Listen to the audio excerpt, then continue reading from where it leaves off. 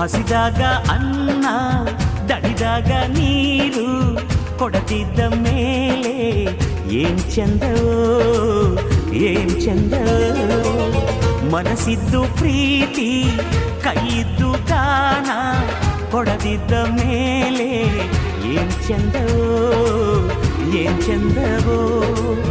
ಭೂಮಿ ತಾಯಿ ತಂದ ಬೆವರಿನ ಸಿರಿ ಹಂಚಿಕೊಂಡು ತಿನ್ನದೇ ಇದ್ರೆ ಏನ್ ಚಂದವೋ.